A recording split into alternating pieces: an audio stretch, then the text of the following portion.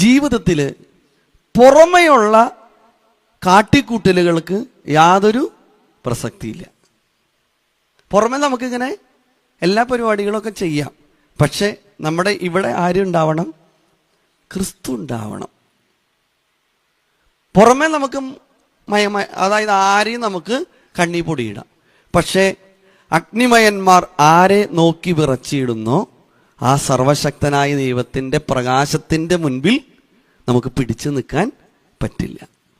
ഇവിടെയാണ് നമ്മുടെ ജീവിതം പരിശോധിക്കപ്പെടേണ്ടത്. എൻ്റെയും നിങ്ങളുടെയും ഉള്ള് പരിശോധിക്കപ്പെടും. ഇപ്പൊ നോമ്പ് നോക്കാണ് അല്ലേ? ഇപ്പൊ എത്ര ദിവസമായി നോമ്പ് അല്ലേ? നോമ്പ് നോക്കണല്ലേ? എന്താ പിന്നെ മിണ്ടാത്ത നിങ്ങള് അല്ലേ? ആ, ഉള്ളുകൊണ്ടല്ലേ നോക്കണേ? പിന്നെ അല്ലാണ്ട് ഉള്ളുകൊണ്ട് എങ്ങനെ നോക്കണേ അല്ലെ? പാമ്പാക്കുട നമസ്കാരത്തിൽ സന്ധ്യാപ്രാർത്ഥനയിൽ ആ അവസാനത്തെ കണ്ട് ഇങ്ങനെയാണ്: ആത്മാവും ശരീരവും ഒരുമിച്ച് നോമ്പ് നോൽക്കുമ്പോൾ ശരീരം ഭക്ഷണത്തെ വെടിയുമ്പോൾ ആത്മാവ് തിന്മകളെയും വെടിയേണ്ടതാകുന്നു. ദുർവിചാരങ്ങളെ വെടിയാതെ ഭക്ഷണത്തെ മാത്രം വെടിഞ്ഞിട്ടുള്ള നോമ്പ് വ്യർത്ഥമായിട്ടുള്ളതാകുന്നു. കർത്താവെ, ആത്മാവിലും ശരീരത്തിലും ശരിയായിട്ട് നോമ്പ് നോൽപ്പാൻ നിന്റെ കൃപ ഞങ്ങളെ സഹായിക്കണമെന്ന് പറയണം. അപ്പൊ പുറമേ അല്ല കർത്താവ് നോക്കുന്നത്. എവിടെയാണ്? ഹൃദയത്തിലാണ് നോക്കുന്നത്. എൻ്റെ അമ്മച്ചി പണ്ട് കോഴീനെ പൊരുന്നിക്ക് വെക്കാറുണ്ട്. പൊരുന്നിക്ക് വെക്കും. ഇവിടെ അങ്ങനെ തന്നെയല്ലേ പറയണേ?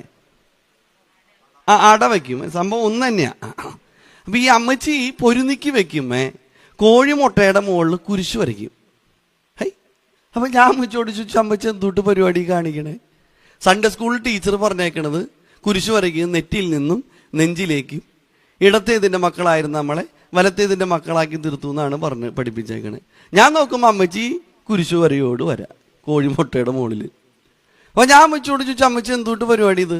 അപ്പം അമ്മച്ചി പറഞ്ഞു, കോഴി കുഞ്ഞിന് സംരക്ഷണം കിട്ടാൻ വേണ്ടിയിട്ടാണ് കോഴി മുട്ടയുടെ മുകളിൽ കുരിശു വരയ്ക്കും. അപ്പം ഞാൻ വീണ്ടും ചോദിച്ചു, ഈ പുറമെ വരയ്ക്കണ കുരിശ് എങ്ങനെ ഉള്ളിൽ കുഞ്ഞിന് സംരക്ഷണം? അതിനത്രയും ശക്തിയുണ്ടെന്ന് കണ്ടോ?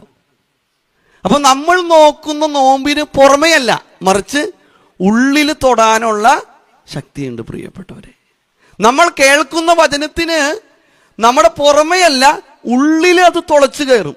അതാണ് എബ്രായർക്കുള്ള ലേഖനം 4:12 പറയുന്നു, കർത്താവിന്റെ വചനം ഇരുതല വാളിനേക്കാൾ മൂർച്ചയേറിയതും അസ്ഥിമജ്ജകളിൽ തുളച്ചു കയറി ഹൃദയവിചാര വികാരങ്ങളെ വിവേചിച്ചറിയുന്നതാണ്. മനസ്സിലാവണ്ടോ? ഉള്ളാണ് കർത്താവ് നോക്കണേ. ചിലര് പ്രാർത്ഥിക്കാനിരിക്കുമ്പോഴാണ് അയ്യോ കോഴിക്കൂട് അടച്ചില്ലല്ലോ ഓർക്കണത്. മനസ്സിലാവണ്ടോ? അപ്പൊ അതാണ് നമ്മൾ ഈ കുംഭസാരത്തിന്റെ ഈ കുർബാനക്രമത്തിൽ 245 പേജ് എടുത്ത് വായിച്ച് കുറച്ചാണ് മറിക്കുമ്പോൾ പാപങ്ങളുടെ പട്ടിക അവിടെ കൊടുത്തിട്ടുണ്ട്. അതിൽ ഒന്നാമത്തെ എന്താ? നമസ്കാരങ്ങളിലും കുർബാന സമയങ്ങളിലും നമ്മൾ അലസമായി നിന്നിട്ടുണ്ടോ എന്ന് അവിടെ പറയും. പല വിചാരത്തോടെ നിന്നിട്ടുണ്ടോ എന്ന് അവിടെ പറയുന്നുണ്ട്. അപ്പോൾ പ്രിയപ്പെട്ടവരെ, നമ്മുടെ ഉള്ളിൻ്റെ ഉള്ളാണ് കർത്താവ് നോക്കണത്. ഇവിടെയാണ് എന്തുണ്ടാവേണ്ടത്? വെടിപ്പായി തീരേണ്ടത്. ഇവിടെ നമ്മൾ വിശുദ്ധീകരിക്കപ്പെടണം. ഈ നോമ്പിന്റെ അനുഭവത്തിലൂടെ ഈ ദൈവവചനം കേൾക്കുമ്പോൾ ഇവിടെയാണ് എന്തുണ്ടാവേണ്ടത്? വിശുദ്ധീകരണത്തിന്റെ ഒരു അനുഭവം ഉണ്ടാകേണ്ടത്. പരിശുദ്ധനായ പൗലോസ് ശ്ലീഹ തെസ്സലോനിക്കക്കാർക്ക് എഴുതിയ 1 ലേഖനം 4:3 പറയുന്നു, ദൈവത്തിന്റെ ഇഷ്ടമോ നിങ്ങളുടെ വിശുദ്ധീകരണം തന്നെ. 1 തെസ്സലോനിക്കർ 4:7 പറയുന്നു, ഞാൻ നിന്നെ അശുദ്ധിക്ക് വേണ്ടിയിട്ടല്ല മറിച്ച് വിശുദ്ധീകരണത്തിന് വേണ്ടിയിട്ടാണ് വിളിച്ചിരിക്കുന്നത്. അപ്പോൾ നമ്മുടെ ജീവിതത്തിൽ കുറവ് സംഭവിക്കാം. പക്ഷെ നമ്മളിത് വചനം കേൾക്കുമ്പോൾ എന്ത് ചെയ്യണ്ടാവണം? ഇവിടെ നമ്മുടെ ജീവിതത്തിൽ ഒരു പുനർവിചിന്തനത്തിന് കാരണമായി തീരണം. നമ്മൾ ഈ ലോകത്ത് എത്ര നാൾ ജീവിച്ചു എന്നുള്ളതിൽ കാര്യമുണ്ടോ? ജീവിച്ചിടത്തോളം കാലം എങ്ങനെ ജീവിക്കുന്നു എന്നുള്ളതാണല്ലേ പ്രധാനം, അല്ലേ? ശരിയല്ലേ? ഒരാൾ മരിച്ചു കിടന്നു കഴിഞ്ഞാൽ അച്ഛൻ ഇങ്ങനെ പ്രസംഗിച്ചുകൊണ്ടിരിക്കുമ്പോ ഈ വ്യക്തിനെ കുറിച്ച് നല്ലതല്ലേ പറയാൻ പറ്റുള്ളൂ. മരിച്ചു കിടന്നിട്ട് നല്ലത് പറഞ്ഞിട്ട് വല്ല അയ്യോ കഷ്ടമായി പോയിട്ടോ, എന്തൊരു നല്ല മനുഷ്യനായിരുന്നു, കാര്യമുണ്ടോ? ജീവിച്ചിരിക്കുമ്പോഴല്ലേ പറയണ്ടേ? ഒരാളിങ്ങനെ മരിച്ചു കിടക്കുമ്പോ ഒരു ചേട്ടൻ മരിച്ചു കിടക്കുക. അപ്പൊ ഭാര്യയും പിള്ളേരും തൊട്ടടുത്ത് ഇരിക്കുക. അപ്പൊ അച്ഛൻ വന്ന് പ്രസംഗിക്കാൻ തുടങ്ങി ഒരു 7-8 മിനിറ്റ് കഴിഞ്ഞ് കഴിഞ്ഞപ്പോ ഭാര്യ പിള്ളേരോട് ചോദിച്ചു, നമ്മുടെ അപ്പം തന്നെയാണ് ഈ കിടക്കണേന്ന്. കാരണം ജീവിതത്തിൽ കണ്ടിട്ടില്ല അങ്ങനത്തെ സ്വഭാവം. ഈ അച്ഛൻ പറയണതായിട്ട് ഈ ചേച്ചിക്ക് അനുഭവപ്പെട്ടിട്ടില്ല, ഭർത്താവിൽ നിന്ന് അങ്ങനത്തെ ഒരു ഇത് കിട്ടിയിട്ടില്ല. പുറമെ ചിലപ്പോ അങ്ങനെ ഉണ്ടാവുന്നേ, പള്ളി ചെല്ലുമ്പോ ഉണ്ടാവും, അല്ലെങ്കിൽ സമൂഹത്തിലേക്ക് ഇറങ്ങുമ്പോ ആള് ഡീസന്റാ, പക്ഷെ വീട്ടിൽ വരുമ്പോ കുഴപ്പാ. ഇതിൽ കഥയില്ല. ഈ ലോകത്ത് എത്ര നാള് ജീവിച്ചു എന്നുള്ളതിലല്ല, ജീവിച്ചിടത്തോളം കാലം എങ്ങനെ ജീവിക്കുന്നു എന്നുള്ളതാണ് പ്രധാനം. ഇപ്പൊ വേദപുസ്തക പ്രകാരം എത്ര നാൾ ജീവിക്കാം? 80 അല്ലേ, മാക്സിമം 80 അല്ലേ. മൺമയമാം ഈ ഉലകിൽ കാൺമതുമായ വൻമഹിമ ധനം സുഖങ്ങൾ സകലവുമായ മണ്ണിൽ നമ്മൾ ജീവിതമോ പുല്ലിനെ പോലെ, ഇന്നു കണ്ടു നാളെ വാടും പൂക്കളെ പോലെ. 7-10 ഏറെയായാൽ 80 മാത്രം നീളുമായു സതു നീനച്ചാൽ. 80 കഴിഞ്ഞ കട്ടപ്പുകയാ. 80 വരെ ഈ വണ്ടി ഓടുവോ? ഇല്ലേ, ഓടില്ല. എനിക്കൊരു 95 വരെ ഓടണമെന്നൊരു ആഗ്രഹമുണ്ട്. അപ്പം നിങ്ങൾക്ക് 80 വരെ ഒരു ശുഭാപ്തി വിശ്വാസം ഇല്ല, പോട്ടെ. ഇനി 80 വയസ്സ് വരെ ജീവിച്ചിരിക്കുകയാണെങ്കിൽ എത്ര നാൾ ജീവിക്കാം? 80 × 365. വീട്ടിൽ ചെല്ലുമ്പേ മറ്റേ തോണ്ടി നോക്കണം കേട്ടോ, ഇപ്പോൾ നോക്കണ്ട, അവിടെ ചെല്ലുമ്പോൾ നോക്കണം. 80 × 365 29,000 ദിവസം ജീവിക്കാം. അതിൽ നമുക്ക് ഉണ്ണണം, ഉറങ്ങണം, പിന്നെ വീട്ടിലെ ജോലികളും കാര്യങ്ങളൊക്കെ ഉണ്ടല്ലോ. ഒരു 10,000 അങ്ങോട്ട് പോട്ടെ. 29,000 നിന്ന് 10,000 കുറച്ചേ. 29,000 നിന്ന് 10,000 കാശാണെങ്കിൽ ഇപ്പൊ പണ്ടേ പറഞ്ഞേനെ അല്ലേ. 29,000 നിന്ന് 10,000 കുറച്ചാൽ 19,000. എത്ര നാൾ ജീവിച്ചാൽ? 80 വയസ്സ് വരെ ജീവിക്കുകയാണെങ്കിൽ എത്രയാണ്? 19,000 ദിവസം അല്ലേ. നിങ്ങൾ അങ്ങനെയല്ലേ പറഞ്ഞേ? 80 വരെ എത്തില്ല എന്ന് ചിലർ പറഞ്ഞു അല്ലേ. അപ്പൊ ഇവിടെ ഇരിക്കുന്ന ഒരു 90% ആളുകളും 40 കഴിഞ്ഞോരാ. ഇനി എത്ര ദിവസം കൂടി ഉണ്ട്? ഹേയ്, അങ്ങനെ പറയില്ല ചാ. എന്തോരം ദിവസം ഉണ്ട്? ഇത്ര ഉള്ളൂ. ഇത് നമ്മൾ ചിന്തിക്കാറുണ്ടോ? ഉണ്ടോ? ഇല്ല. യേശുക്രിസ്തു കുരിശിൽ കിടന്നുകൊണ്ട് പ്രാർത്ഥിക്കുകയാണ്, പിതാവേ സകലതും പൂർത്തിയായി, എൻ്റെ ആത്മാവിനെ അങ്ങയുടെ കരങ്ങളിലേക്ക് ഏൽപ്പിക്കുന്നു അല്ലേ. പൗലോസ്ലീഹ പറയുന്നു, ഞാൻ നല്ല പോർ പൊരുതി, ഓട്ടം തികച്ചു, വിശ്വാസം കാത്തു, നീതിയുടെ കിരീടം എനിക്കായി വെച്ചിരിക്കുന്നു. നമുക്കങ്ങനെ പറയാൻ പറ്റുമോ? അവസാന ശ്വാസത്തിൽ നമുക്ക് പറയാൻ പറ്റുമോ? എന്നെ ഏൽപ്പിച്ച ഉത്തരവാദിത്വം ഞാൻ കൃത്യതയോടുകൂടെ നിർവഹിച്ചു, ഇതാ സകലതും പൂർത്തിയായി, എൻ്റെ ആത്മാവിനെ പിതാവേ അങ്ങയുടെ കരങ്ങളിലേക്ക് ഏൽപ്പിക്കുന്നു എന്ന് പറയാൻ പറ്റുമോ? ഇവിടെയാണ് നമ്മളെ മനസ്സിൽ ധ്യാനിക്കേണ്ടത് പ്രിയപ്പെട്ടവരെ. എന്നെ ഏൽപ്പിച്ച ഉത്തരവാദിത്വം എന്താ? എന്നെ ഏൽപ്പിച്ച ഉത്തരവാദിത്വം എന്താ? ഇപ്പം ഞാനൊരു അച്ഛനാണ്. എൻ്റെ പള്ളിയിൽ 17 വീട്ടുകാരുണ്ട്. ആ 17 വീട്ടുകാരുടെ ഉത്തരവാദിത്വം എനിക്കാണ്. കാരണം അവിടെയുള്ള ആളുകളെ, അവരെ ഗുണദോഷിക്കേണ്ടത്, അവരെ വഴി നടത്തേണ്ട ഇടയൻ ഞാനാണ്. അതോടൊപ്പം തന്നെ ഞാനൊരു മകനാണ്, ഞാനൊരു സഹോദരനാണ്, ഞാനൊരു ഭർത്താവാണ്, ഞാനൊരു അപ്പനാണ്, ഞാൻ നല്ല കൂട്ടുകാരനാണ്. എന്തോരം കാര്യങ്ങൾ എനിക്ക് തന്നേക്കണേ. ഈ കാര്യങ്ങൾ എന്ത് ചെയ്യണം? വിശ്വസ്തതപൂർവം നിർവഹിക്കണം. അപ്പോഴാണ് എനിക്ക് ഏറ്റവും അവസാനം പറയാൻ പറ്റുള്ളൂ, കർത്താവേ നീ എനിക്ക് ചെയ്തു തന്ന, അതായത് എനിക്ക് തന്ന ഉത്തരവാദിത്തങ്ങൾ ഓരോന്നും ഞാൻ കൃത്യതയോടുകൂടെ നിറവേറ്റിയിരിക്കുന്നു. അതുകൊണ്ട് എൻ്റെ ആത്മാവിനെ ഞാൻ സമർപ്പിക്കുകയാണ്, നീ ഏറ്റെടുക്കണമേ. ഞാൻ നല്ല പോർ പൊരുതി കർത്താവേ, ഓട്ടം തികച്ചു, വിശ്വാസം ഞാൻ കാത്തു, നീതിയുടെ കിരീടം എനിക്കായി തരയണമേ. അപ്പോഴാണ് എനിക്ക് പറയാൻ പറ്റുള്ളൂ അല്ലേ. അപ്പൊ എത്ര നാൾ നമ്മൾ ഈ ജീവിച്ചു എന്നുള്ളതല്ല. ഇവിടെയാണ് 4-ാം സങ്കീർത്തനം 4-ാം വചനം പറയുന്നത്, നടുങ്ങുവിൻ, പാപം ചെയ്യാതിരിപ്പീൻ. നമ്മൾ നടുങ്ങണം പ്രിയപ്പെട്ടവരെ. വെറുതെ അല്ല നമ്മളിവിടെ ഇരുത്തിയേക്കണത്. ആണോ? ആണോ? അല്ല. വിശുദ്ധ യോഹന്നാൻ 6:44 പറയുന്നത്, എന്റെ പിതാവിനാൽ ആകർഷിക്കപ്പെടാതെ ആർക്കും എന്റെ അടുക്കിലേക്ക് വരാൻ കഴിയില്ല. കഴിഞ്ഞ കൊല്ലം ഉള്ളവർ ഇന്നുണ്ടോ? ഇന്നുള്ളവർ നാളെ ഉണ്ടാവോ? ഉണ്ടാവില്ല. എന്തിനു നമ്മളിന്ന് കൊണ്ടുവന്നേക്കണേ?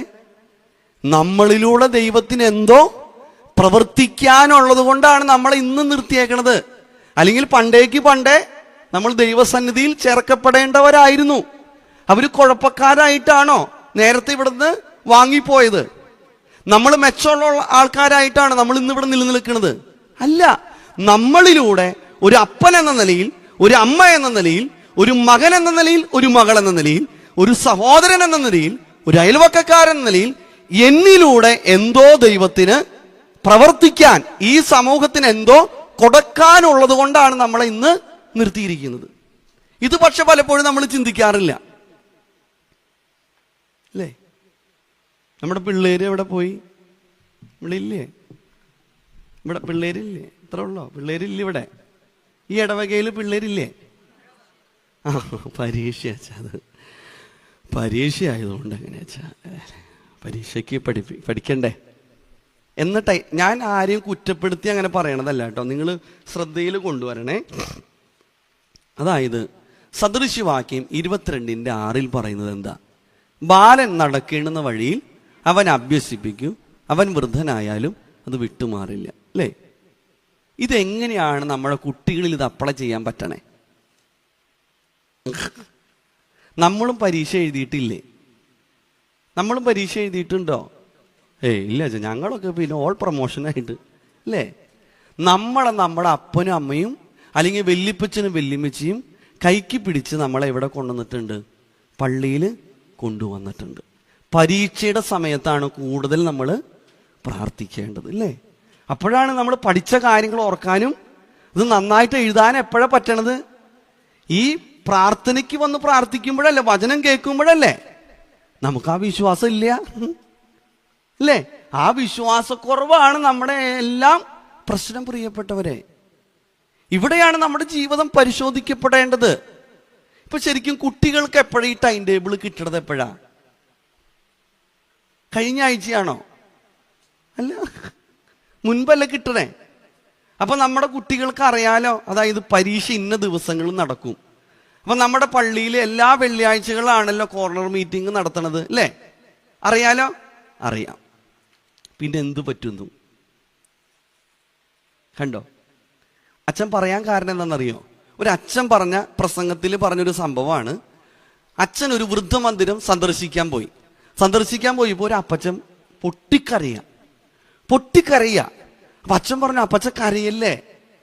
കണ്ണീരൊക്കെ തുടച്ചു കൊടുത്തിട്ട് അപ്പച്ചനോട് ചോദിച്ചു, അപ്പച്ച എന്താ അപ്പച്ചന്റെ പ്രയാസം? അച്ഛനോട് ഈ അപ്പച്ചൻ പറഞ്ഞു, അച്ഛൻ എനിക്ക് 3 മക്കളുണ്ട്. 3 മക്കളെ താഴെ വെച്ചാൽ ഉറുമ്പരിക്കും, മുകളിൽ വെച്ചാൽ പേനരിക്കും എന്നുള്ള രീതിയിൽ അച്ഛ 3 മക്കളെ ഞാൻ വളർത്തിയത്. അവർക്ക് നല്ല വിദ്യാഭ്യാസം കൊടുത്തു അച്ഛ, അവർക്ക് നല്ല ജോലി വാങ്ങിച്ചു കൊടുത്തു. 3 മക്കളെയും കല്യാണം കഴിപ്പിച്ചു. 3 മക്കൾ 3 സ്ഥലത്താണ്. പഴയ വീടായതുകൊണ്ട്, അതായത് ഭാര്യ നേരത്തെ മരിച്ചുപോയി. പഴയ വീടായതുകൊണ്ട് 3 മക്കളോട് പറഞ്ഞു, മക്കളെ നമ്മുടെ വീട് വീഴാറായി, അതുകൊണ്ട് ഒരു പുതിയ വീട് പണിയോ. 3 മക്കളും കൂടെ തീരുമാനിച്ചിട്ട് 24 മുറിയുള്ള ഒരു മണിമാളിക ഈ അപ്പച്ചന് കിടക്കാൻ ഉണ്ടാക്കി കൊടുത്തു. ഇതിന്റെ കൂതാശയ്ക്കാണ് ഈ അപ്പച്ചനെ കൊണ്ടുപോണേ. അപ്പച്ചൻ ഈ വീട് കണ്ട വഴി അപ്പച്ചൻ പറഞ്ഞു, എനിക്ക് ഈ വീട്ടിൽ കിടക്കാൻ പേടിയാന്ന് പറഞ്ഞു. അപ്പൊ മൂത്ത മരുമോള് പറഞ്ഞു, അപ്പച്ച പേടിക്കണ്ട, കൂട്ടിനൊരാളെ കൊണ്ടുവന്നിട്ടുണ്ട്. കാറിന്റെ ഡിക്കി തുറന്നു, കൈസർ, ഒരു യമണ്ടം പട്ടി, 3 മക്കൾക്ക് കൂട്ട്, 3 മക്കളുള്ള ഒരപ്പന് കൂട്ട് പട്ടി. ഈ പട്ടിക്ക് കിടക്കാൻ വേണ്ടി ഒരു ബെഡ് ഉണ്ട്. അപ്പനൊന്ന് ചുമയ്ക്കുമ്പോൾ ഈ പട്ടി എഴുന്നേറ്റ് നോക്കും. അപ്പൊ അപ്പൻ പറയും, മോനെ കിടന്നോടാ, സാരില്ലടാ. രാവിലെ എഴുന്നേറ്റ് ഗേറ്റിന്റെ അടുത്ത് പോയി പത്രം എടുത്തു കൊണ്ടുവന്ന് ഈ അപ്പനെ വിളിച്ചെഴുന്നേൽപ്പിക്കും. ഒരു പട്ടിയുടെ സ്നേഹം. കുറെ നാളുകൾക്ക് ശേഷം ഈ പട്ടി ചത്തുപോയി. അപ്പച്ചൻ ഒരാഴ്ച ജലപാനം നടത്തിയില്ല എന്ന് പറഞ്ഞു. അപ്പച്ചൻ പറഞ്ഞ മറുപടി എന്താണ്? എൻ്റെ 3 മക്കൾ ഒരുമിച്ച് വീടിന്റെ മുൻവശത്തിൽ കിടത്തിയാൽ എൻ്റെ കണ്ണിന്ന് ഒരിറ്റ് കണ്ണുനീര് വീഴില്ല അച്ഛ. കാരണം എൻ്റെ 3 മക്കളെ ഞാൻ അങ്ങനെ വളർത്തിയച്ച. അച്ഛൻ വളരെ സൗമ്യമായി ചോദിച്ചു, അപ്പച്ച, മക്കളെ പ്രാർത്ഥിക്കാൻ പരിശീലിപ്പിച്ചിരുന്നോ? വേദപുസ്തകം വായിപ്പിച്ചിരുന്നോ? സൺഡേ സ്കൂളിൽ വിട്ടിരുന്നോ? അപ്പച്ചൻ പറഞ്ഞു, ഇല്ല. എവിടെയാ തെറ്റ് പറ്റിയത്? കൊടുക്കേണ്ടത് കൊടുത്തില്ല പ്രിയപ്പെട്ടവരെ, കൊടുക്കേണ്ടത് കൊടുത്തില്ല. ഇന്ന് നമ്മുടെയും ജീവിതത്തിലേക്കൊന്ന് തട്ടിച്ചു നോക്കണം. നമ്മളൊരു പാട്ട് കേട്ടിട്ടില്ലേ? അതിരാവിലെ തിരുസന്നിധി അണയും നോരു സമയേ ആദിയായി നിന്നെ സ്തുതിപ്പാൻ അരുൾക യേശു പരനേ.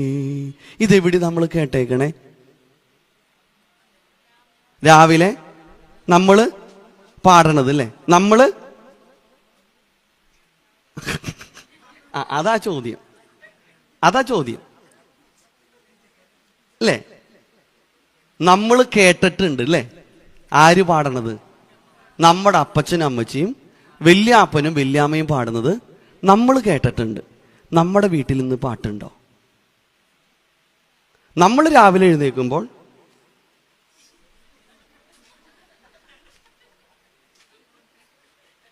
ഗുഡ് മോർണിംഗ് അയക്കുക. എല്ലാവരും അയക്കേണ്ടതല്ല അച്ഛൻ പറ, അയക്കണം, അതൊക്കെ അയക്കണം. രാവിലെ എഴുന്നേൽക്കും ഇതാ പരിപാടി. ഇതൊന്നും അയക്കേണ്ടെന്നൊന്നും, അതൊന്നും എതിരല്ല. അതൊന്നും ദൈവത്തെ മഹത്വപ്പെടുത്തുവാൻ എത്ര പേർക്ക് കഴിയുന്നുണ്ട് രാവിലെ എഴുന്നേക്കുമ്പോ? പണ്ട് കാലത്ത് ഇത്രയും ആ ഒരു ഉണർവ്, ഒരു വെളിച്ചം നമ്മുടെ വീട്ടിലുണ്ടായിരുന്നു. അതുകൊണ്ടാണ് നമുക്ക് എന്ത് കിട്ടിയത്? നമുക്ക് ഇന്ന് ഇവിടെ ഇരിക്കാൻ പറ്റണത്. ഒരു 10 വർഷം കഴിഞ്ഞിട്ട് ഇവിടെ ഈ കോർണർ മീറ്റിംഗ് ഉണ്ടാവുമോ? ഉണ്ടാവില്ലേ? നിങ്ങൾ തന്നെ പറഞ്ഞു, ഞാനല്ല പറഞ്ഞേ, നിങ്ങൾ തന്നെ പറഞ്ഞുണ്ടാവില്ല. എന്തുകൊണ്ട് ഉണ്ടാവാത്ത? പിള്ളേര് ഇവിടെ ഇല്ല. സൺഡേ സ്കൂളില്ല ഇവിടെ. അപ്പൊ പിന്നെ പിള്ളേരില്ല എന്ന് പറഞ്ഞതാ? എല്ലാവരും പോവോ? അപ്പൊ പിന്നെ എന്തിന് ഇത്രയും കോടിക്കണക്കിന് വീട് പണിയണത് എന്തിനാ? പ്രിയപ്പെട്ട, ഇതിൽ കഥയില്ലേ പ്രിയപ്പെട്ടവരെ? നമ്മൾ കൊണ്ടുവരണം നമ്മുടെ കുഞ്ഞുങ്ങളെ. ബാലൻ നടക്കേണ്ടുന്ന വഴിയിൽ അവൻ, ഞാൻ പറഞ്ഞത് ഇത് കുറ്റപ്പെടുത്തി നിങ്ങൾ അങ്ങനെ ചിന്തിക്കരുത് കേട്ടോ. നമ്മുടെ കുഞ്ഞുങ്ങളെ നമ്മളെപ്പോഴും എന്താണ്, ഫസ്റ്റ് ആകാനാണ് നമ്മൾ പരിശീലിപ്പിക്കുന്നത് അല്ലേ? സെയിന്റ് ആകാൻ വേണ്ടി നമ്മുടെ കുഞ്ഞുങ്ങളെ പരിശീലിപ്പിക്കാറുണ്ടോ? നമ്മുടെ കുഞ്ഞൊരു സെയിന്റ് ആവണം നമ്മൾ പ്രാർത്ഥിക്കാറുണ്ടോ? ഇപ്പോൾ ഒരു ഉദാഹരണം പറഞ്ഞാൽ, നമ്മുടെ വീട്ടില് നമ്മുടെ കുഞ്ഞുങ്ങൾ സൺഡേ സ്കൂൾ പരീക്ഷയ്ക്ക് പോയി. പരീക്ഷ കഴിഞ്ഞു, റിസൾട്ട് വന്നു. 100 മാർക്കിലാണ് ചോദ്യം. റിസൾട്ട് വന്നപ്പോൾ 50 മാർക്ക് കിട്ടി. നമ്മൾ എന്തു പറയും? ഓ, 50എങ്കിലും മേടിച്ചുല്ലോ, നന്നായി മോനെ, നാണക്കേടിന്ന് ഒഴിവായില്ലോ അല്ലേ? സെക്കുലർ നമ്മുടെ കുട്ടികൾ പഠിക്കുന്ന സ്കൂളിൽ 100ൽ 50 മാർക്ക് മേടിക്കട്ടെ, വെച്ചേക്കുവോ? ഈ പടി കയറണ്ട, മേലായി പടി കയറണ്ട അല്ലേ? അതെന്തത്? സൺഡേ സ്കൂൾ നമ്മൾ അത്രയും വില കൽപ്പിച്ചിട്ടുള്ളൂ. കാരണം ഇത് പഠിച്ചാലാണ് മുന്നോട്ട് നമ്മുടെ ബുദ്ധി എവിടേക്ക് പോയി? കാരണം മുമ്പേ അവന്റെ രാജ്യവും നീതിയും അന്വേഷിക്കും, ബാക്കിയുള്ളതൊക്കെ ദൈവം. പ്രിയപ്പെട്ടവരെ, അതുപോലെയല്ല നമ്മൾ ഇന്നിവിടെ എത്തിയേക്കണത്. തമ്പുരാൻ അറിയാതെ നമ്മുടെ ജീവിതത്തിൽ ഒന്നും സംഭവിക്കില്ല അല്ലേ? ഈ കഴിഞ്ഞ ഇടയ്ക്കല്ലേ ലോകകപ്പ് സഞ്ജു വി സാംസൺ അല്ലേ ജയിച്ചപ്പോ അവൻ എന്ത് ചെയ്തേ? അവൻ ആദ്യം തന്നെ ചെയ്തെന്താ? അവൻ കുമ്പിട്ട് അവൻ കർത്താവിനെ മഹത്വപ്പെടുത്തി. അവൻ അത് കഴിഞ്ഞിട്ട് റൂമിൽ ചെല്ലുമ്പോഴെന്താ ചെയ്യണേ? അവൻ കുമ്പിട്ട് പ്രാർത്ഥിക്കുകയാണ് ചെയ്യണേ അല്ലേ? ദൈവത്തെ മഹത്വപ്പെടുത്തി. അതുകൊണ്ട് അവന്റെ ജീവിതത്തിൽ എത്രയൊക്കെ പ്രതിസന്ധികൾ ഉണ്ടായിരുന്നു, അതിനൊക്കെ അവൻ അതിജീവിച്ചില്ലേ? എന്താണ്? പ്രാർത്ഥന. ഇപ്പൊ നമ്മൾ കഴിഞ്ഞിടയ്ക്ക് ഈ റാങ്ക് ലിസ്റ്റ് വന്നില്ലേ, IAS ലിസ്റ്റ് വന്നപ്പോ ആ പെൺകൊച്ചു പറഞ്ഞ എന്താ? എൻ്റെ അച്ഛനും അമ്മയും നിരന്തരം എൻ്റെ ഇടവകയിലുള്ള ആളുകൾ മുഴുവൻ പ്രാർത്ഥിക്കുമായിരുന്നു. അവളുടെ കയ്യിൽ എന്തുണ്ട്? ജപമാലയുണ്ട്. പറയാണ് ഇതിൻ്റെയൊക്കെ ദൈവത്തിന്റെ കൃപ കൊണ്ടാണെന്ന്. കണ്ടോ? നമ്മുടെയൊക്കെ വിശ്വാസം എവിടെ പോകുന്നു? പുറമെയുള്ള കാട്ടിക്കൂട്ടലുകൾക്ക് യാതൊരു പ്രസക്തിയില്ല പ്രിയപ്പെട്ടവരെ. ഫിലിപ്പിയർ 4:13 പറയുന്നു, എന്നെ ശക്തരാക്കുന്നൊരു മുഖാന്തരം ഞാൻ സകലത്തിലും മതിയായവനാകുന്നു. ഇവിടെയാണ് എൻ്റെയും നിങ്ങളുടെയും ജീവിതം പരിശോധിക്കപ്പെടേണ്ടത്. പുറമെയുള്ള കാട്ടിക്കൂട്ടലുകൾക്ക് യാതൊരു പ്രസക്തിയില്ല. എങ്ങനെയെങ്കിലും ജീവിച്ചാൽ ദൈവരാജ്യത്തിൽ നമുക്ക് എത്തപ്പെടാൻ പറ്റില്ല. നമ്മുടെ ജീവിതത്തിൽ പരിവർത്തനം ഉണ്ടാകണം. കാരണം കർത്താവ് നോക്കുന്നത് എവിടേക്കാ? ഹൃദയത്തിലെ നോക്കുന്നത്. 1 ശമൂവേൽ 16 പറയുന്നു, ഇശായിയുടെ ഭവനത്തിലേക്ക് ശമൂവേൽ പ്രവാചകൻ അയക്കുകയാണ്. എന്തിന്? അതായത് ശൗൽ എന്ന് പറയുന്ന രാജാവിന് പകരം വേറൊരാളെ നിയമിക്കാൻ വേണ്ടിയിട്ട്, അല്ലേ? ശൗല് അനുസരണക്കേടും അഹങ്കാരം കാണിച്ചപ്പോൾ ദൈവം മോനെ തള്ളി. അതിന് പകരം വേറൊരാളെ രാജാവാക്കാൻ വേണ്ടി ശമൂവേൽ പ്രവാചകൻ അയക്കുമ്പോൾ അങ്ങനെ പേടിച്ചവൻ പേടിച്ചവിടെ ചെല്ലുമ്പോൾ ഇശായിയുടെ ആദ്യത്തെ മകൻ വരുന്ന ഏലിയാബ് വന്നപ്പോൾ ഒത്ത വണ്ണം ഒത്ത പൊക്കം, അടുത്ത രാജാവാകാൻ കഴിവുള്ള ആള്. അങ്ങനെ അഭിഷേകം ചെയ്യാൻ വേണ്ടി തുടങ്ങിയപ്പോൾ ദൈവം പറഞ്ഞു, അവന്റെ പൊക്കമോ അവന്റെ സൗന്ദര്യമോ നോക്കരുത്. മനുഷ്യൻ ബാഹ്യമായി നോക്കുന്നു, ദൈവമോ കർത്താവ് ഇവിടെ നോക്കണേ, ഇവിടെ നോക്കണേ. കണ്ടോ? രണ്ടാമത്തെ മകൻ വന്നു, ആമീനാദാബ്. 3, 4, 5, 6, 7 വന്നു. 7 കളഞ്ഞു. 8-മനെയാണ് ദാവീദിനെയാണ് ദൈവം തിരഞ്ഞെടുത്തത്. അപ്പൊ ദൈവം എവിടെ നോക്കണേ? ഹൃദയത്തിലെ നോക്കണേ. ഇവിടെയാണ് നമ്മുടെ ജീവിതം പരിശോധിക്കപ്പെടേണ്ടത്. പ്രിയപ്പെട്ടു, ഇന്ന് മുഴുവൻ ഓർണമെന്റൽ സ്പിരിച്വാലിറ്റിയാണ്. ഓർണമെന്റൽ സ്പിരിച്വാലിറ്റി, അല്ലേ? സ്വർണ്ണമൊക്കെ ഇല്ലേ വീട്ടില്? അങ്ങനെ പരസ്യമായിട്ട് അങ്ങനെ പറയണുണ്ട്, അല്ലേ? നല്ല ഡ്രസ്സൊക്കെ ഇല്ലേ നമ്മൾ വാങ്ങിക്കില്ലേ? എന്നിട്ട് നമ്മൾ എന്ത് ചെയ്യും? ഏതെങ്കിലും ഫംഗ്ഷൻ ഇത് ഇട്ടുകൊണ്ട് പോകും, അല്ലേ? ഇട്ടുകൊണ്ട് പോയിട്ട് നമ്മൾ തിരിച്ചു വരുമ്പോൾ നമ്മൾ ഇത് ഇട്ടുകൊണ്ട് തന്നെ നടക്കുമോ? ഇല്ല, നമ്മൾ അലമാരിയിൽ സൂക്ഷിച്ചു വെക്കും, അല്ലേ? ഇതുപോലെയാണ് നമ്മുടെ ജീവിതത്തിലും. പള്ളിയിൽ വരുമ്പോൾ നമ്മൾ എന്ത് ചെയ്യും? ഭയങ്കര പ്രാർത്ഥനയാണ്. വീട്ടിൽ ചെല്ലുമ്പോൾ പിന്നെ ഇനി അഴിച്ചു വയ്ക്കുക, അടുത്ത ആഴ്ച മതിയല്ലോ, അല്ലേ? അത് മനസ്സിലാകണമെങ്കിൽ ഞാനൊരു കാര്യം പറയുമ്പോൾ നിങ്ങൾക്ക് പെട്ടെന്ന് മനസ്സിലാവും. ഒരു സുന്ദരിയായിട്ടുള്ളൊരു പെൺകുട്ടി, ആ പെൺകുട്ടിയുടെ സൗന്ദര്യം എന്ന് പറയുന്നത് താഴെ വരെ മുടിയഴകാണ്. അപ്പോൾ കൂട്ടുകാരികളൊക്കെ ചോദിച്ചു, ഇത് എങ്ങനെയാണ് നീ കൊണ്ടു കിടക്കണത്? നമ്മൾ പല സാധനങ്ങളും ട്രൈ ചെയ്തിട്ട് കിളിർക്കണമില്ല, നീ ഇങ്ങനെ കൊണ്ടു കിടക്കണേന്ന് ചോദിച്ചു.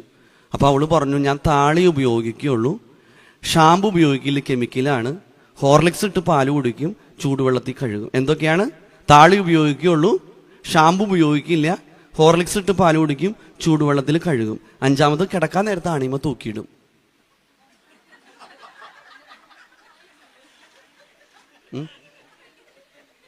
എന്താ ചിരിച്ചേ?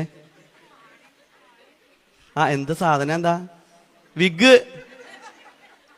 കത്തിയത് ഇപ്പോഴാ. ഞാനും ആദ്യം എനിക്ക് മനസ്സിലായി എന്റെ ട്യൂബ് ലൈറ്റ് ആണേ, പെട്ടെന്ന് കത്തിയില്ല. പലരും ഇങ്ങനെയാ. പള്ളിയിൽ വരുമ്പോ ഇത് ഫിറ്റ് ചെയ്യും, അല്ലേ? വെളിവോ നിറഞ്ഞോ രീശോ നിൻ, എന്താ പാട്ട്! ഓ, അല്ലേ? ചിലരും അച്ഛന്മാർ, അച്ഛാ എന്തൊരു അപ്പുറത്ത് അങ്ങേരെ എന്ത് കാണിക്കണേ? കണ്ടോ? അഭിനയം. ഫിറ്റിങ്സ് മുഴുവനും. ആരെ പറ്റിക്കാൻ പറ്റും? ആൾക്കാരെ പറ്റിക്കാൻ പറ്റും, ഒടയതമ്പുരാനെ പറ്റിക്കാൻ പറ്റില്ല. അങ്ങനെ നമ്മൾ പറ്റിച്ചാൽ നമ്മൾ പറ്റിക്കപ്പെടും. അവിടെ ചെല്ലുമ്പോൾ എവിടെന്നാ? അല്ല, വാഴക്കുന്ന് ഇടവ ആത്മീയ പ്രസ്ഥാനങ്ങളൊക്കെ ചുമതല വഹിച്ചിട്ടുണ്ട്. പള്ളിയിൽ ഞാൻ വലിയ ആളായിരുന്നു. ഇല്ല, അറിയില്ല കേട്ടോ, പൊക്കോളൂ. ഒന്ന് ആലോചിച്ച് നോക്കി.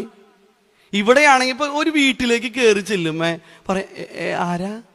അല്ല, ഇല്ല. അപ്പൊ വർഷങ്ങൾ നമ്മൾ ഇവിടുന്ന് പോയി അവിടെ ചെന്ന് കഴിഞ്ഞ് കഴിയുമ്പോൾ പറയാണ് അറിയില്ല എന്ന് പറഞ്ഞു നോക്കി. എന്തായിരിക്കും അവസ്ഥ, അല്ലേ? അവിടെയാണ് നമ്മൾ നമ്മുടെ ജീവിതം പരിശോധിക്കപ്പെടേണ്ടത്. ചക്കപ്പഴം കണ്ടിട്ടുണ്ടോ? ചക്കപ്പഴത്തിൻ്റെ ഉള്ളിൽ എന്തുണ്ട്? ചക്കക്കുരു ഉണ്ട്, അല്ലേ? ചക്കക്കുരു നമ്മൾ എന്ത് ചെയ്യണം? വീടിൻ്റെ അടുത്ത് കുഴിച്ചിടണം. ഒരാഴ്ച കഴിയട്ടെ, എന്ത് ഉണ്ടാവും? അത് മുളച്ചു വരും, അല്ലേ? മുളയ്ക്കും, അല്ലേ? മാങ്ങാപ്പഴത്തിൻ്റെ ഉള്ളിൽ എന്തുണ്ട്? മാങ്ങാണ്ടി ഉണ്ട്. അത് നമ്മൾ എന്ത് ചെയ്യണം? പറമ്പിൽ കുഴിച്ചിടണം. ഒരാഴ്ച കഴിയട്ടെ, മുളച്ചു വരും, അല്ലേ? ഒരാഴ്ച 1.5 ആഴ്ച കേട്ടോ. ഇപ്പോൾ ഒരാഴ്ച കഴിഞ്ഞ് മുളച്ചില്ലെങ്കിൽ എന്നോടൊന്നും പറയരുത്, മുളച്ചു വരും. നമ്മുടെ വീടിൻ്റെ അടുത്ത് ഏതെങ്കിലും കനാലോ തോടോ ഉണ്ടോ എന്ന് നോക്കണം. അവിടെ പോയിട്ട് നമ്മൾ നല്ല ഈ വെള്ളം വറ്റിയ സമയത്ത് നല്ല ഉരുളങ്കല്ലുകൾ കിട്ടും, മിനുസുള്ള ഉരുളങ്കല്ലുകൾ.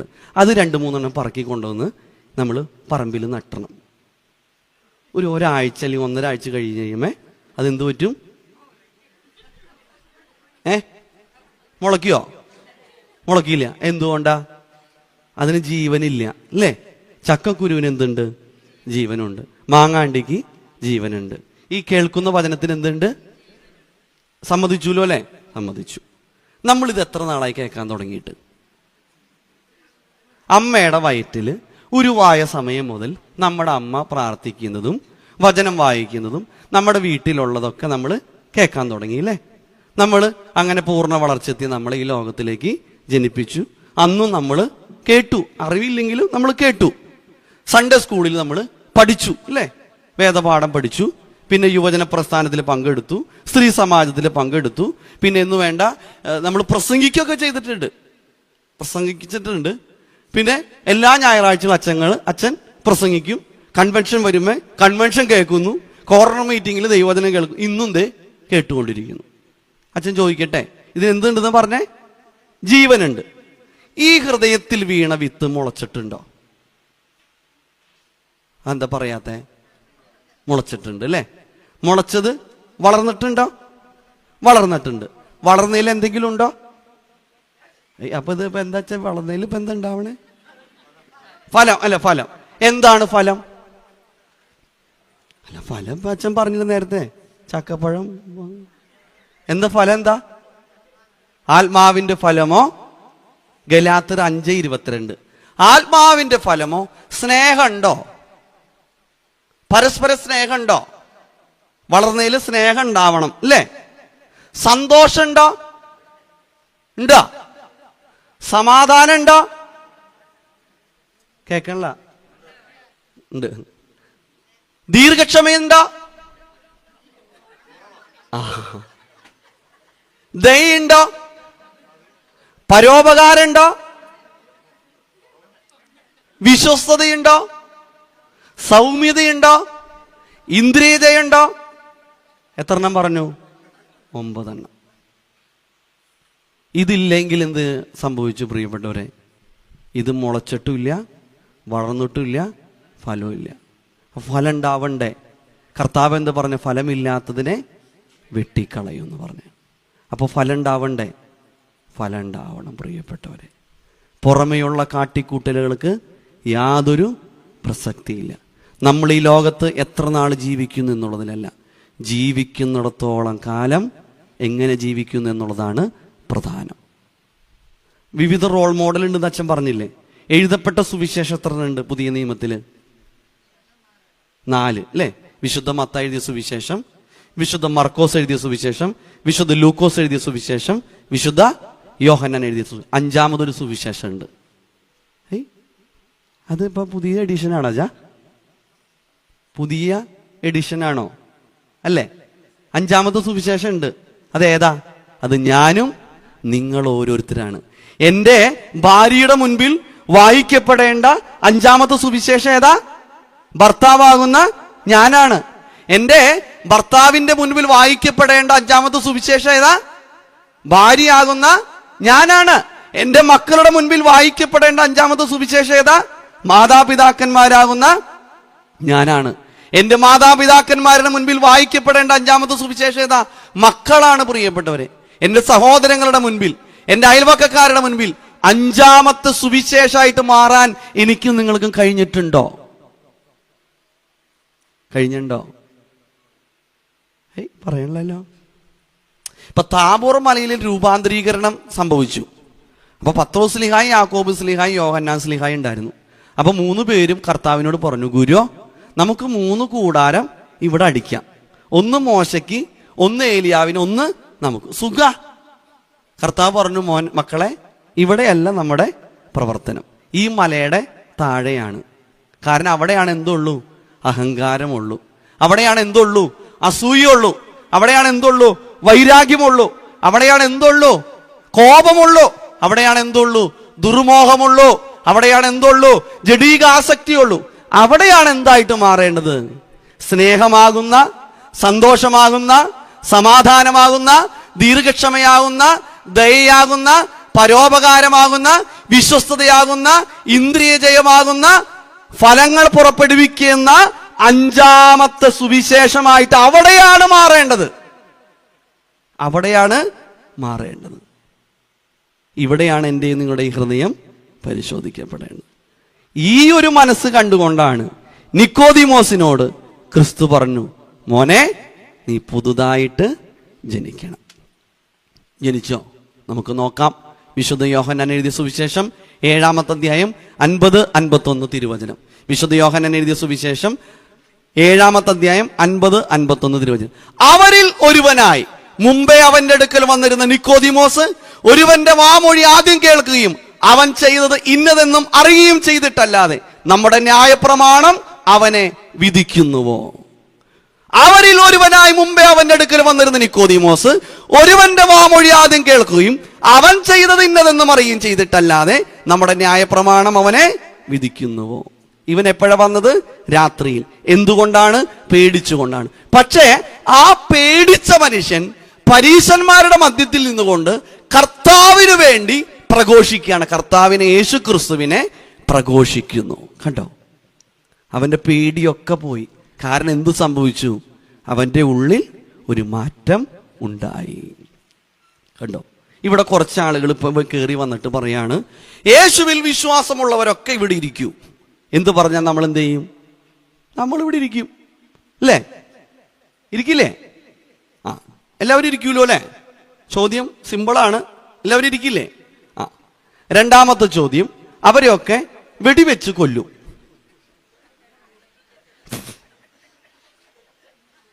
എത്ര പേരിരിക്കും?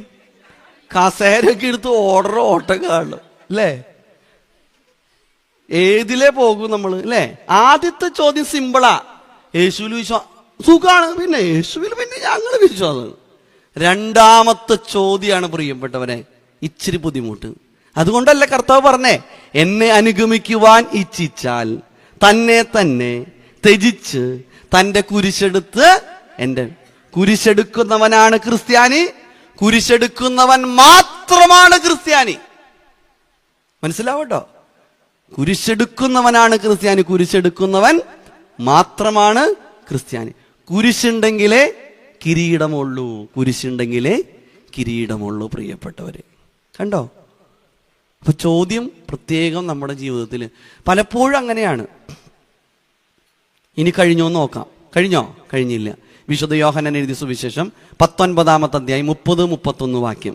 വിശുദ്ധ യോഹന്നാൻ എഴുതിയ സുവിശേഷം 19-ാമത്തെ അധ്യായം 30-31 വാക്യത്തിൽ പറയുന്നു, രാത്രിയിൽ അവന്റെ അടുക്കൽ വന്ന് നിക്കോദിമോസ് ഏകദേശം 100 റാത്തൽ മൂറും അകിലും കൊണ്ടുള്ള ഒരു സുഗന്ധ കൂട്ടം കൊണ്ടുവന്നു. കർത്താവിന്റെ അടുക്കൽ എപ്പോഴാ വന്നത്? അതായത് എപ്പോഴത് വന്നത്? കർത്താവിന്റെ അടുത്ത് നിക്കോദിമോസ് എപ്പോഴാ വരുന്നത്? രാത്രിയിലല്ല. അതായത് ഈ സമയത്ത് എപ്പോഴാ നിക്കോദിമോസ് എപ്പോഴാ വരണേ? വിശുദ്ധ യോഹന്നാൻ 19-30-31 വാക്യത്തിൽ അതല്ലേ വായിക്കണേ, അല്ലേ? 39-40 വിശുദ്ധ യോഹന്നാൻ എഴുതിയ സുവിശേഷം 19-39-40. ആ, നിക്കോദിമോസ് ഏകദേശം 100 റാത്തൽ മുകിലും അകിലും. എപ്പോഴത്?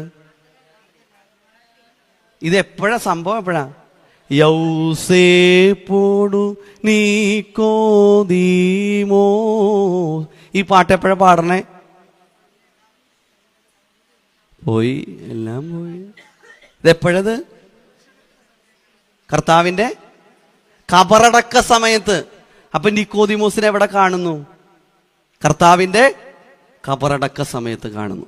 രാത്രിയിൽ പേടിച്ചു വന്ന മനുഷ്യനോട് ക്രിസ്തു പറയാണ്, നീ വീണ്ടും ജനിക്കണം, അല്ലേ? അവൻ വീണ്ടും ജനിച്ചോ? അല്ലേ? അതുകൊണ്ടല്ലേ കർത്താവിനെ പരസ്യമായിട്ട് അവൻ പ്രഖ്യാപിച്ചത്? പ്രഖ്യാപിക്കുക മാത്രമാണോ ചെയ്തേ? കർത്താവിന്റെ കബറടക്ക സമയത്ത് വരെ ഒരു രഹസ്യ ശിഷ്യനായിട്ട് ആര് മാറി? നിക്കോദിമോസ് മാറി. അവൻ വീണ്ടും ജനിച്ചു. അവിടെ പറയുന്ന ഗ്രീക്ക് വാക്ക് ഇങ്ങനെയാണ്, അനോഥൻ എന്ന ഗ്രീക്ക് വാക്ക് ഉപയോഗിക്കുന്നത്. അതായത് അനോഥൻ എന്ന വാക്കിന് രണ്ടർത്ഥമാണ്, എഗെയിൻ, എബവ്. ഇതിൽ എബവ് ആണ്. ഉന്നതത്തിൽ നിന്ന് ആർക്ക് ദൈവകൃപ കിട്ടി? ആർക്ക് കിട്ടി? നിക്കോദിമോസിന് കിട്ടി. നമ്മൾ വീണ്ടും ജനിച്ചവരാണോ? ആണോ? ആണ്. എപ്പോഴാണ്? വിശുദ്ധ മാമോദീസ എന്ന കൂദാശയിലൂടെ നമ്മൾ ക്രിസ്തുവിനോടും സഭയോടും നമ്മൾ ചേർക്കപ്പെട്ടവരാ അല്ലേ? മരണത്തിൽ നിന്ന് നമ്മൾ എന്ത് ചെയ്തു?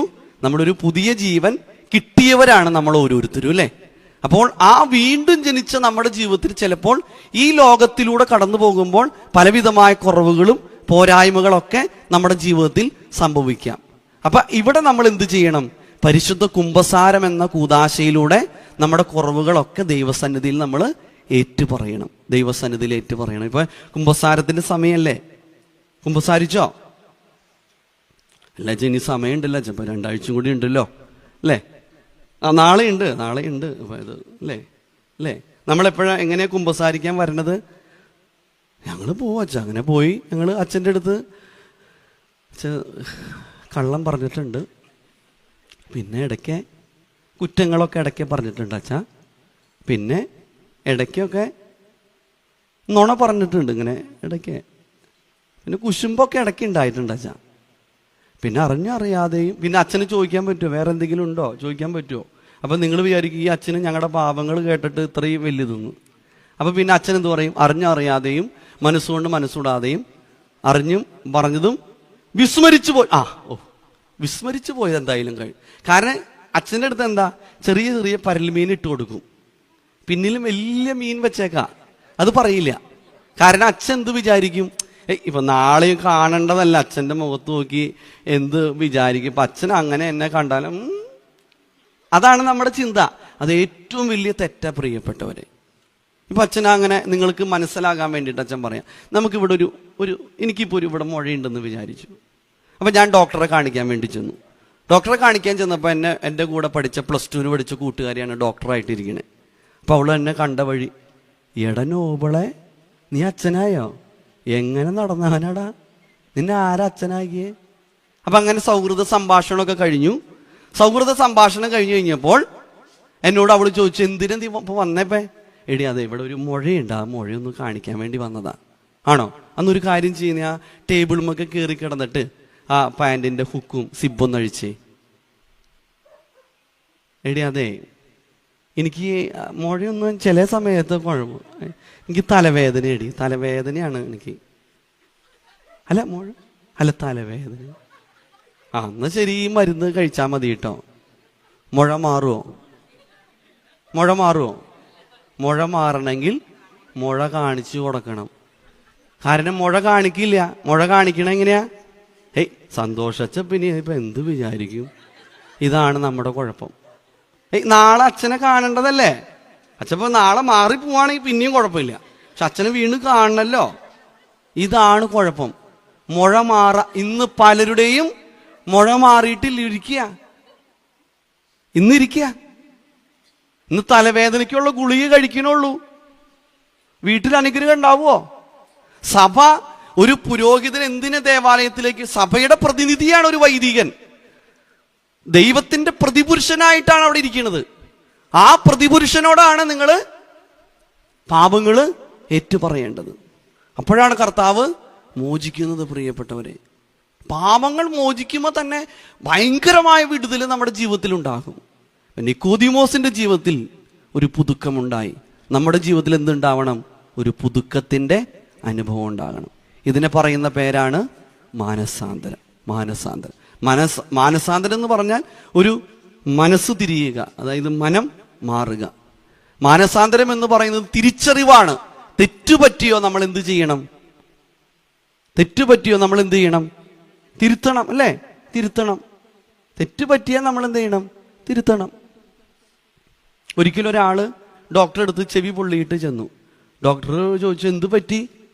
എൻ്റെ സാറൊന്നും പറയണ്ട, ഞാൻ അയൺ ചെയ്തുകൊണ്ടിരിക്കുകയായിരുന്നു. അപ്പം എൻ്റെ സുഹൃത്ത് ഫോൺ വിളിച്ചു. ഫോണാണെന്ന് വിചാരിച്ച് തേപ്പട്ടി എടുത്ത് ചെവിയിൽ വെച്ചാന്ന്. അപ്പം മറ്റേ സൈഡിലുണ്ടല്ലോ, ഒന്നും പറയണ്ട, ആ വൃത്തികെട്ടവൻ വീണ്ടും വിളിച്ചു. ഞാൻ വീണ്ടും എടുത്തു വെച്ചു. കണ്ടോ? തിരുത്താൻ തയ്യാറല്ല പ്രിയപ്പെട്ടവരെ. കണ്ടോ? ഞാൻ പണ്ട് ഒരു പള്ളിയിൽ പ്രസംഗിക്കാൻ ചെന്ന് കഴിഞ്ഞപ്പോൾ ഞാനൊരു പെരുന്നാളിന് പ്രസംഗിച്ചതിൻ്റെ അതുകൊണ്ടാണ് എന്നെ അവർ കൺവെൻഷന് വിളിച്ചത്.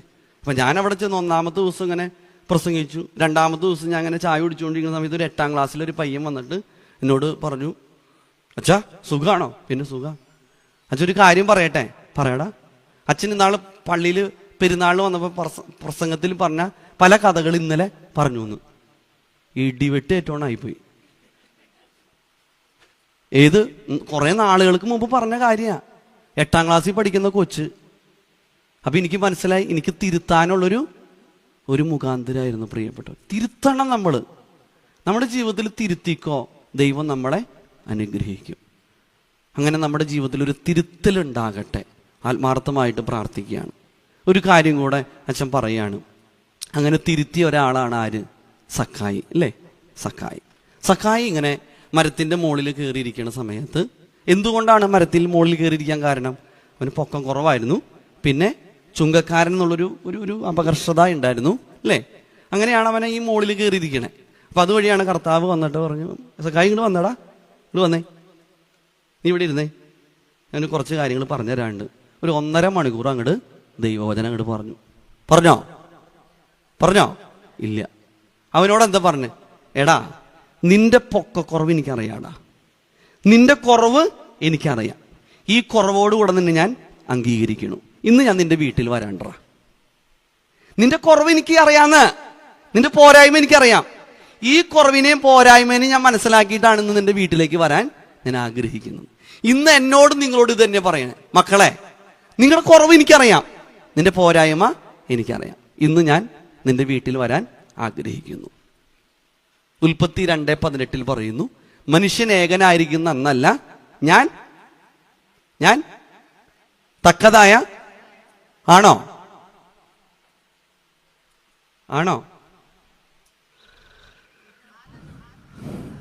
ഇങ്ങനെ പോവാച്ചാ, അല്ലേ?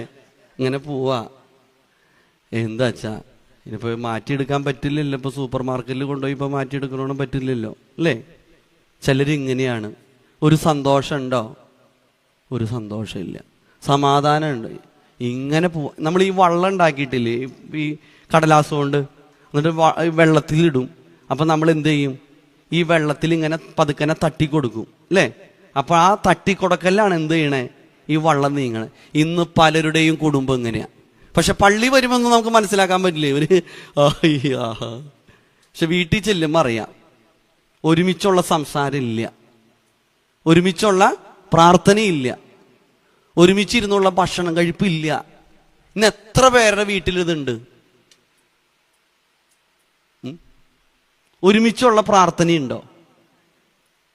ഒരുമിച്ചിരുന്ന് ഭക്ഷണം കഴിക്കാറുണ്ടോ? ചിലര് TV-യുടെ മുന്നിലാ, ചിലര് മൊബൈൽ ഫോൺ അവിടെ എടുത്തു വയ്ക്കും. ഈ തോണ്ടല, അല്ലേ? ഇതൊക്കെ ബഹുമാനക്കുറവ് പ്രിയപ്പെട്ടവരെ. ഒരുമിച്ചുള്ള സംസാരം ഉണ്ടോ? ഇല്ല,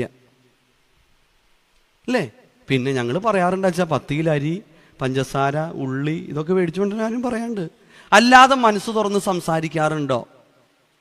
ഉണ്ടോ? ഇവിടെയാണ് നമ്മുടെ ജീവിതം. ചിലരിങ്ങനെയാ, കുറവാ.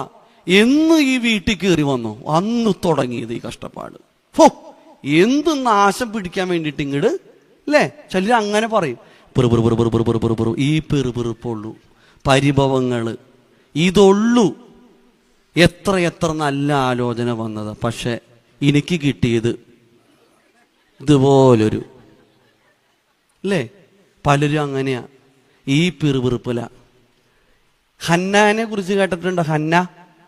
എൽക്കാന എന്ന് പറയുന്ന ഭാര്യ, 2 ഭാര്യമാരിൽ ഒരാളായിരുന്നു ഹന്ന. ഹന്നായ്ക്ക് മക്കളുണ്ടായിരുന്നില്ല, പെനിന്നാക്കി മക്കളുണ്ടായിരുന്നു. ഈ പെനിന്ന മക്കളെയും കൊണ്ട് ആരുടെ മുൻപില്? മക്കളില്ലാത്ത ഹന്നയുടെ മുൻപിൽ. എന്തായിരിക്കും അവളുടെ ഒരു അവസ്ഥ? അങ്ങനെ അവള് ദുഃഖിച്ച് ഇരിക്കുമ്പോണ്ടല്ലോ, എൽക്കാന ചെന്നിട്ട് കെട്ടിപ്പിടിച്ചിട്ട് പറഞ്ഞു, എടി നീ എന്തിനടി വിഷമിക്കണേ? 10 പുത്രന്മാരെക്കാൾ ഞാനുണ്ടല്ലോടി, നീ എന്തിനു വിഷമിക്കണേ? ഞാനുണ്ടറി. നമ്മുടെ അച്ചായൻ വിഷമിച്ചിരിക്കുമ്പോ എന്ത് ചെയ്യണം? അച്ചായ എന്തിനാ അച്ചായ വിഷമിക്കണേ? കണ്ടോ ചിരിക്കണ? കണ്ടോ? ഒന്നുമില്ല, എനിക്ക് മനസ്സിലായി, ഈ ചിരിയിലുണ്ട്. നമ്മുടെ ഭാര്യ വിഷമിച്ചിരിക്കുമ്പോ ചേർത്ത് പിടിക്കണമെന്ന്. കണ്ടോ? നമ്മൾ പക്ഷെ കണ്ടീഷൻ വെച്ചിട്ടാ. ഇങ്ങനെയാണെങ്കിൽ, അല്ലേ, നമ്മൾ ഒരു കാര്യം നമ്മൾ കണ്ടീഷൻ വെക്കാണ്, നിങ്ങൾ ഇങ്ങനെ നടക്കണം, ഇങ്ങനെ വേണം. നീ കറക്റ്റ് സമയത്ത് ഇവിടെ വന്നില്ലെങ്കിൽ കണ്ടില്ല. നീ എന്താ ഫോൺ എടുക്കാത്ത? ഞാൻ വിളിക്കുമ്പോ എന്താ ഫോൺ എടുക്കാത്ത? നമ്മുടെ കാര്യങ്ങൾ ഇങ്ങനെ വല്ലത്. ഞാൻ വിളിക്കുമ്പോ നീ എടുക്കണം. എടുത്തില്ലെങ്കിൽ അല്ലേ കണ്ടീഷൻ വെക്ക. ഇത് വ്യവസ്ഥ വെച്ചിട്ടുള്ള സ്നേഹമാണ്. ആണോ വേണ്ടേ? വ്യവസ്ഥയില്ലാതെ സ്നേഹിക്കണം. അതിനെ പറയുന്ന പേരാണ് അൺകണ്ടീഷൻ ലവ്. കർത്താവ് അങ്ങനെയല്ല സ്നേഹിച്ചേ. തന്റെ ഏകജാതനായ പുത്രനിൽ വിശ്വസിക്കുന്ന ഏവനും നശിച്ചു പോകാതെ നിത്യജീവൻ പ്രാപിക്കേണ്ടതിന് തന്റെ പ്രിയ മകനെ ഈ ലോകത്തിലേക്ക് നൽകുവാൻ തക്കവണ്ണം ഈ ലോകത്തെ സ്നേഹിച്ചു. കുറവിനെ ആ കുറവോടുകൂടെ അംഗീകരിക്കണം. കുറവോടുകൂടെ അംഗീകരിക്കും. കാരണം രണ്ട് വ്യത്യസ്ത സമൂഹത്തിൽ ജനിച്ചു വളർന്ന രണ്ടു പേരെ ഒട്ടിച്ച് ചേർക്കുമ്പോ കുഴപ്പാ. എന്തെങ്കിലുമൊക്കെ കുഴപ്പമുണ്ടാവും. ആ കുറവിനെ എന്ത് ചെയ്യണം? അംഗീകരിക്കണം. ഇപ്പൊ കഴിഞ്ഞ ഡിസംബർ 2ാമത്തെ ആഴ്ച പള്ളിയിൽ ഒരു ചാപ്പലിൽ അച്ഛൻ കുർബാനയ്ക്ക് പോയി. ഞാൻ ഇത് പറഞ്ഞ് നിർത്തൂട്ടോ. അപ്പൊ ഞാൻ കുർബാന കഴിഞ്ഞ് വീട്ടിൽ ചെന്നപ്പോൾ എൻ്റെ ഭാര്യയുടെ മുഖം കടന്നൽ കൂട് കുത്തിയോണ്ടിരിക്കുക. അപ്പൊ ഞാൻ വിചാരിച്ചു പെട്ടു. വളരെ സന്തോഷത്തോടെ വീട്ടിലേക്ക് കയറി ചെന്ന് അപ്പൊ എൻ്റെ ഭാര്യയുടെ മുഖം ആകെ ഇങ്ങനെ വിഷമിച്ചിരിക്കുക.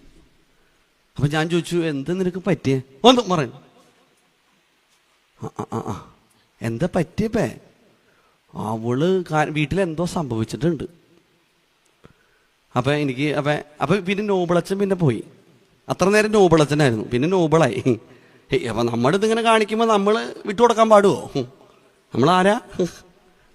അപ്പൊ നമ്മൾക്ക് ഇച്ചിരി കൂടിയും ഊണോ. അപ്പൊ ഞാനങ്ങനെ കുറച്ച് സമയം ഇരുന്നപ്പോ എനിക്കൊരു എനിക്ക് വേണ്ട കട്ടൻ ചായ വേണ്ട. ഉച്ചയ്ക്ക് എനിക്ക് വേണ്ട. അന്ന് വൈകിട്ട് എനിക്ക് പ്രസംഗമുണ്ട്, സ്നേഹത്തെ കുറിച്ച പ്രസംഗം ഇന്ന് വൈകിട്ട്. കാരണം ഈ പ്രാർത്ഥനാ വാരത്തിന്റെ ആഴ്ചയായിരുന്നത്. അപ്പൊ എനിക്കൊരു ടോപ്പിക്ക് തന്നിട്ടുണ്ടായിരുന്നു ഒരു പള്ളിയിൽ പ്രസംഗിക്കാൻ.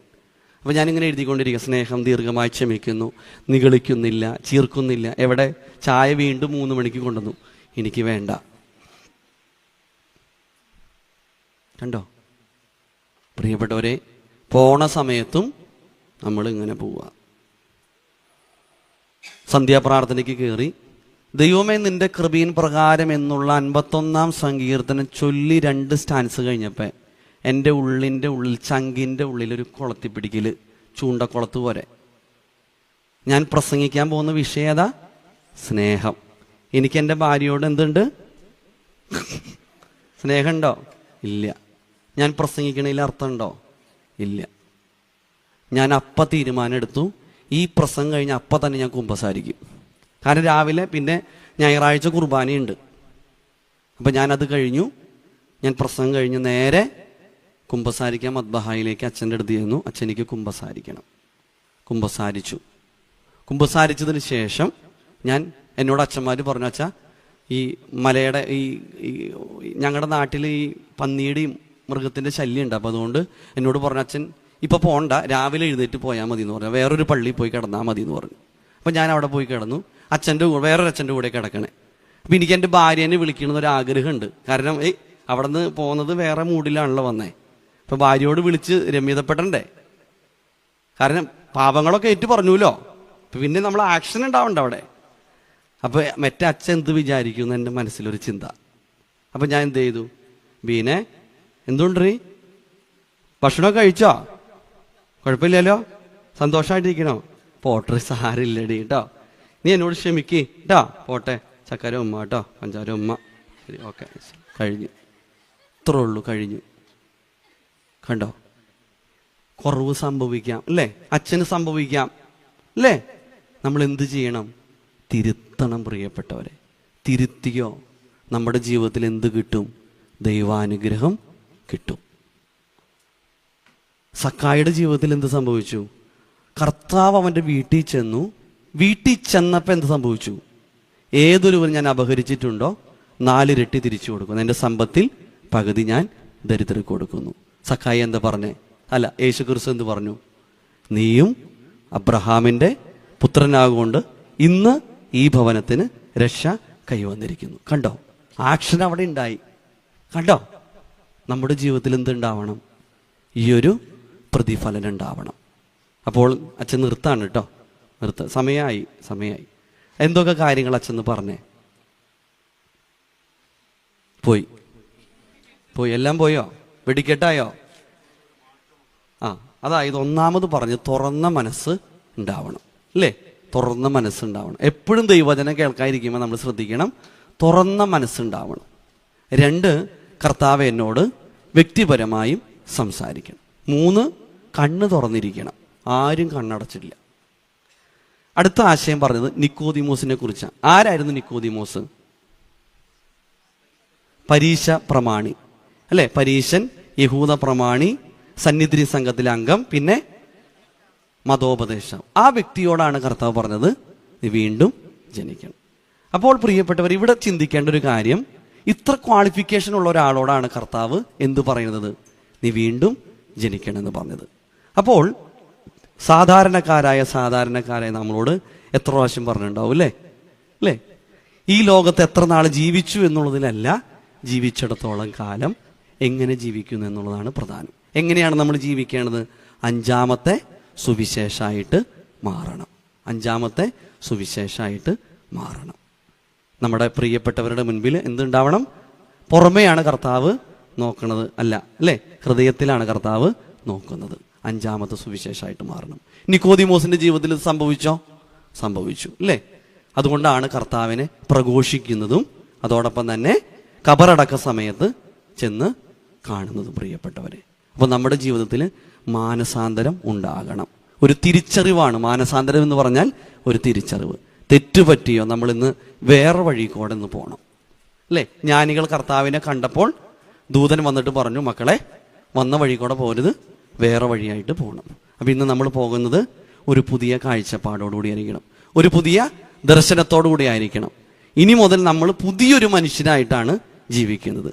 അപ്പം നാളെ മുതൽ നിങ്ങൾ കുമ്പസാരിക്കാൻ നന്നായിട്ട് ഒരുങ്ങി വേണം നിങ്ങൾ പോകാൻ. ഒരു പുതിയ അനുഭവം, നമ്മളൊരു പുതിയ അനുഭവത്തിൻ്റെ ഉടമകളായിട്ട് മാറുവാൻ നല്ലൊരു കുമ്പസാരം നിങ്ങൾ നടത്തണം. പ്രിയപ്പെട്ടവരെ, പറഞ്ഞത് നിങ്ങൾക്ക് മനസ്സിലായി? എല്ലാവർക്കും മനസ്സിലായി? ഒരിക്കൽ ഒരു അച്ഛൻ്റെ അടുത്ത് ഒരു കൊച്ച് മഞ്ജു കൊടുത്തു. അപ്പം അച്ഛൻ പറഞ്ഞു, വേണ്ട. നിർബന്ധം സഹിക്ക് വയ്യാതെ അച്ഛനെടുത്ത് പോക്കലിലെടുത്തിട്ടു. കൊച്ചൊടുക്കത്തെ കരച്ചിൽ. ഈ കൊച്ചിനോട് പറഞ്ഞു വേണ്ടാന്ന്. കൊച്ചു കരഞ്ഞ് ടീച്ചറുടെ അടുത്ത് പോയിട്ട് പറഞ്ഞു, ടീച്ചറെ, എൻ്റെ മഞ്ജു എടുത്ത് അച്ഛൻ പോക്കലിൽ എടുത്തിട്ട് ടീച്ചറെ എന്ന് പറഞ്ഞു. ടീച്ചർ ഒരു ചൂരലായിട്ട് അച്ഛൻ്റെ അടുത്ത് പറഞ്ഞു, അച്ഛൻ എന്തൊട്ട് പരിപാടി കാണിച്ചേ? ആ കൊച്ചിന് തിന്നാൻ കൊടുത്ത മഞ്ചെടുത്ത് അച്ഛൻ പോക്കറ്റിൽ എടുത്തിട്ടൂലേ? എൻ്റെ പൊന്ന് ടീച്ചർ, ഞാൻ ആ കൊച്ചിനോട് പറഞ്ഞത് വേണ്ടാന്ന്. നിർബന്ധം സഹിക്ക് വയ്യാതെ ഞാൻ പോക്കറ്റിൽ എടുത്തിട്ടതാ. എന്തിനാ അച്ഛന് തന്നേന്നറിയാമോ? അതിൻ്റെ കവർ പൊളിച്ചു കൊടുക്കാൻ വേണ്ടിയിട്ടാ.